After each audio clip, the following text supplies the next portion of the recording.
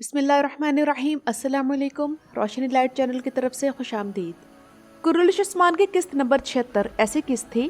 جسے دیکھ کر لگتا ہے کہ محمد بوزدیگ ایک بار پھر سے اپنی فارم میں آ گئے ہیں، اور خوشی کی بات ہے کہ اب ہمیں کرولش عثمان میں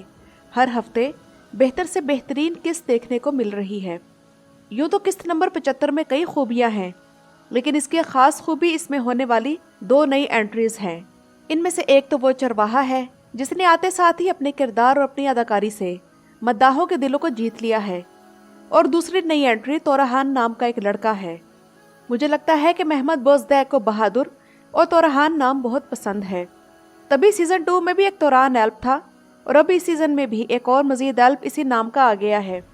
تو ناظرین اکرام، آج کی اس ویڈیو میں پچھلی قسط کے چند پوائنٹس کے بارے میں کچھ اہم باتیں آپ لوگوں کے ساتھ کرنا چاہوں گی، اور پھر اس کے بعد آپ لوگوں کو تورہان ایلپ کی تاریخ کے متعلق مختصراً بتاؤں گی، اور اس کے ساتھ یہ بھی بات ہوگی کہ اس کا کردار ڈرامے میں کیوں شامل کیا گیا اور یہ کرولش عثمان کے کس کردار کی جگہ لے گا۔ بے شک پچھلی قسط میں محمد بوزدیگ نے مداحوں کے تمام گیلے شکوے دھو دیے، لیکن 2 سین جو عوام کے لیے بہت شاکنگ تھے۔ ایک تو وہ سین جس میں عثمان بے کو سانپ کھاتا دکھایا گیا، اور دوسرا وہ سین جس میں شیخ حیدر علی کو ان کے مریدوں نے سجدہ کیا۔ میرے چینل کے کافی سبسکرائبرز اپنے کمنٹس کے ذریعے ان دونوں سینز کے بارے میں میری رائے جاننا چاہتے ہیں۔ تو ناظرین اکرام، سانپ کھانے والا سین اس لحاظ سے درست تھا کہ اسلام نے اجازت دی ہے کہ جب کوئی شخص بھوک سے مر رہا ہو تو اگر اسے کوئی حلال شے فوری طور پر میسر نہ ہو تو وہ حرام چیز اس حد تک کھا سکتا ہے جس سے اس کی جان بچ جائے۔ یعنی اس کے ساتھ 2 شرطیں ہیں۔ نمبر 1 یہ کہ اس کو لذت کے لیے نہ کھائے، اور نمبر 2 یہ کہ اس کو پیٹ بھر کر نہ کھائے، صرف اتنے نوالے کھا لے کہ جس سے اس کی جان جانے کا خطرہ یقینی طور پر ٹل جائے۔ اور دوسرا شیخ حیدر علی کو سجدہ کرنے کا سین، تو ناظرین اکرام یہ سین بالکل غلط تھا۔ کچھ لوگ شاید اسے تصوف کہیں، لیکن تصوف شریعت کے ہی تابع ہوتی ہے۔ اگر کوئی صوفی کوئی ایسا کام ایجاد کر لے جو شریعت کے مختلف ہو یا نبی کریم علیہ الصلوۃ والسلام کی تعلیمات کے بالکل برعکس ہو، تو وہ چیز اسلام کا حصہ نہیں بن سکتی، کیونکہ دین مکمل ہو چکا ہے اور شریعت وہی ہے جو اللہ کے نبی لے کر آئے۔ اور ہمارے دین میں سجدہ صرف اللہ کے لیے جائز ہے، اس کی مخلوق کو نہیں، کیونکہ اگر سجدہ جائز ہوتا تو یا تو نبی کریم علیہ الصلوۃ والسلام کو سب سے پہلے کیا جاتا، یا پھر عورت کو حکم ہوتا کہ وہ اپنے شوہر کو سجدہ کرے۔ تو اس لیے یہ سین ہر لحاظ سے غلط ہے۔ اب چلتے ہیں اپنی ویڈیو کی طرف۔ چونکہ ناظرین اکرام، محمد بوزدیگ نے پچھلی قسط کا ٹریلر نمبر 2 نہ دکھا کر ہمارے سسپینس کا لیول اور بڑھا دیا تھا، اس لیے ہمیں تورہان ایلپ کی انٹری ایک دم ہی بالکل اچانک لگی۔ اب سب سے پہلے آپ لوگ تورہان ایلپ کے مختصر سے تاریخ جان لیں، اس کے بعد آگے چلتے ہیں۔ ناظرین اکرام، تورہان ایلپ ایک حقیقی کردار ہے جن کی سلطنت عثمانیہ کے لیے بڑی خدمات ہیں، مگر اس تورہان ایلپ نے خود کو کفکاز کا رہنے والا بتایا ہے، اور تاریخ دانوں کے مطابق کفکاز کی سرزمین میں آج آذربائیجان، آرمینیا، جارجیا اور داغستان وغیرہ شامل ہیں۔ اور چونکہ کرولش عثمان ان ممالک میں بھی بڑے شوق سے دیکھا جاتا ہے، تو اب کی بار کفکاز کے ترکوں سے اظہار محبت کے طور پر تورہان ایلپ کا کردار شامل کیا گیا، بالکل اسی طرح جیسے پہلے گنجا بے کا کردار شامل کیا گیا تھا، جن کا تعلق آذربائیجان سے ہے۔ اور یہاں میں آپ لوگوں کو بتاتی چلوں کہ زیادہ تر عثمانی سلاطین کی بیویاں کفکاز سے ہی ہوا کرتی تھی، کیونکہ یہ خطہ خوبصورتی اور ذہانت میں مشہور تھا۔ محمد بوزدیگ نے تورہان ایلپ کا کردار اس لیے شامل کیا ہے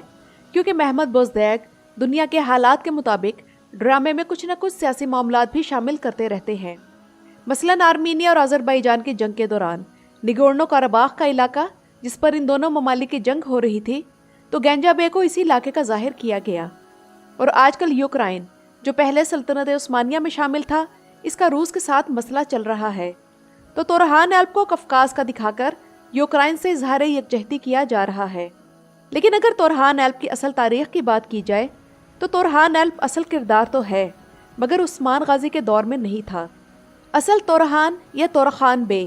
ایک نامور عثمانی فوجی کمانڈر ہونے کے ساتھ ساتھ 1423 سے 1456 کے دوران اپنی موت تک تھیسلے کے علاقے کے گورنر بھی رہے۔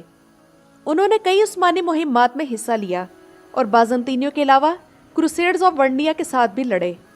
مگر ان کے والد کا نام معلوم ہے، جن کا نام پاشا یگت بے تھا، جو کہ بوسینکو کرجسٹے نامی علاقے کے پہلے عثمانی گورنر تھے۔ تو ناظرین اکرام، ویسے تو تورخان کی تاریخ کافی تفصیل سے موجود ہے،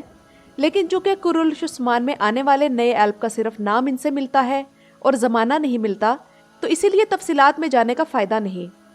کیونکہ ان کی تاریخ کا ڈرامے کی کہانی سے کوئی تعلق نہیں۔ لیکن یہاں میں یہ ضرور کہنا چاہوں گی کہ سلطنت عثمانیہ کے قیام کے بعد کے دور کے آنے والے کسی عثمانی جنگجو کو خراج تحسین پیش کرنے کے بجائے اگر محمد بوزدیک عثمان غازی کے اصل آلپس میں سے کسی کو لے آتے تو ہمیں زیادہ بہتر محسوس ہوتا۔ مثلا اسی ایلپ کا نام اگر آکچا کوچا کر دیا جاتا یا حسن ایلپ تو مداح زیادہ خوشی محسوس کرتے، لیکن ہو سکتا ہے کہ اس سیزن میں کونر ایلپ کو لایا گیا ہے تو باقی اصلی ایلپس اگلے آنے والے سیزن کے لیے ریزرو کر رکھے ہوں۔ ویسے تو ان حقیقی ایلپس کو سیزن کے شروع سے ہی ساتھ ہونا چاہیے تھا، لیکن محمد بوزدیک کا اینگن آلتان اور چنگیز جوشکن کے ساتھ جو تجربہ رہا، اس سے انہوں نے سیکھ لیا کہ کسی اداکار کو 5 یا 6 سیزنز کے لیے بک رکھنا آسان کام نہیں، اس لیے محمد بوزدیک سیف ہو کر کھیل رہے ہیں۔